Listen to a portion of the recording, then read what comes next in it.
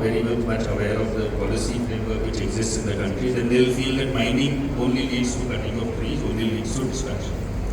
Although if you see the policy framework, and this is something which I would like to use this platform to amplify, that if you see the safeguards and the legal frameworks that exist in our country, whether you talk about minor minerals or major minerals like coal or iron ore, there are sufficient safeguards within our country to make sure that any project which is legally approved follows due principles, scientific principles in order to whatever is to be done in terms of sustainable management, exploitation of resource, and also sustainably covering up for the land and doing the reclamation of the land. The problem is with illegal mining. So this is an important distinction for everyone to understand. In fact, I also understood, I would admit my mistake, I also understood it pretty late in my career. Because mining, when we talk about the lay people, it is always seen negative, but it is not so. Illegal mining is what causes environmental damage. If we are able to, as a government, if we are able to ensure that mining projects are facilitated, mining projects permissions are legally given within the due process, within the due timeline, then that mineral, the resource will also be exploited to the best of the capacity. The environment sustainable measures which are there in place, because we have full-fledged Department of Environment, Department of Forest, which puts in the safeguards and the checks in place. So when they are followed, then environment is naturally taken care of. And Chhattisgarh is a live example. Honorable CM sir, I think, mentioned today also that if you see just the mining project, the total forest cover has increased because of the mining projects, not decreased. So it's a very counterintuitive notion, but that is the fact. Can we have another mic, please? Sir, there is a question of also the status of the auction mines. The status of the auction mines. So, this process itself sometimes looks as if it is very difficult. And then when the mines are auctioned also, the process of starting a mine is even more difficult.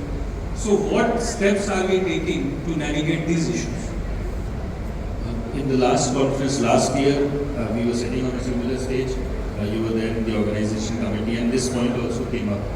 I'm very happy to inform everyone that within this 1 year itself, the Government of India has come up with a lot of simplification of processes. Very small things like LOI, different small steps, the declaration of preferred bidder. First there is a successful bidder, whoever votes the highest, and then the preferred bidder is declared and all those steps are there. So those, a lot of streamlining has happened for those smaller steps. And in terms of larger steps, one approach that we are taking is that of pre-embedded clearance.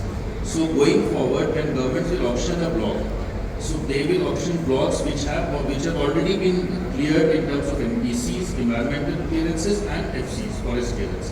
So as a bidder, you will be able to bid a higher price. It's a win-win for the government as well, and for the bidder as well, because of the entire risk of the regulatory process we are taking. So I'm very happy to tell you from this stage that CMDC, Chhattisgarh Mineral Development Corporation, has taken 4 such blocks. So we are doing it with some limestone blocks. We will then go ahead with some iron ore blocks as well. So we will take up all the necessary permissions and then we will put those blocks up for auction. That is a huge relief. At the same time, sir, limestone की बात हो रही है तो we used to hear in the past, this was around 2000, that Bastar has a lot of marble deposits. That is, I mean, of course, where there is limestone, there is marble, and vice versa. So, have we taken some concrete steps towards in that direction? Yes, Bastar, especially Sukma, south of Sukma, the area which adjoins Andhra Pradesh, that has rich granite deposits, and as you are aware, that pegmatite within the granites are also a potential source of lithium. So that means that area has to be exploited in a much better manner. Honorable CM has taken a decision a few weeks back, so we are going ahead for the processing of the same. In that, the only concern that we have is because of the misinformation that people often create, especially it's a sensitive area, So because of that, we are taking an approach in which the government owns the resources and government ensures that there is non-polluting industries which come up in that area, so that employment is also generated, at the same time that resource is also exploited. And also there is a time constraint here, because that same area is also coming under the reclamation of the Kulavaram Dam. So we are also understanding the time constraint and we are moving ahead at a fast pace. And again, it will be pertinent to ask this question because that is again the perception sometimes that Bastar and mining are two things which go together, and at some point mining will disturb the calm of Bastar, the nature of Bastar and all that. So why don't you from this platform clarify or sort of make the point that how you intend to go about it without disturbing the ecology of Bastar? See, it's very important to understand that the problem that Bastar faced was essentially there was a trust gap, and now that the government has bridged that trust gap, that problem of extremism is no more there. It's important for the government to honor that trust, and that's why Honorable CM within the Vidhan Sabha has given this declaration that no new mining projects in Bastar will come up unless the people do. So that is the kind of trust, the kind of declaration that we are putting in, firstly. Secondly, I would like to use this platform to dispel the misinformation. When we talk about mining, we are only talking about degradation of forests, we are talking about deforestation, we are not looking at the value that the areas are getting. Now, as you will be aware, Government of India has changed the PMKKY guidelines, the Khanij Kshetra Kalyan guidelines. So now the area which is producing the minerals and from where the DMF is getting earned, that fund will only be used in that, within the 15 kilometers of that area. So rather than the entire district, a lot of times the mining affected villages were ignored or seen less as compared to other villages or the district headquarters, for example. Now those villages will be the primary problem. So all this is being done to make sure that the people in the mining areas have faith in the government system. And here for Chhattisgarh, I can tell you that the political leadership is very well aware and they are very well committed to make sure that the trust of the people of Bastar is there. Tin, for example, is a special mineral we have. Do you see a potential for forward integration in this sector? And we have many potential investors here. So would you like to pitch in that direction?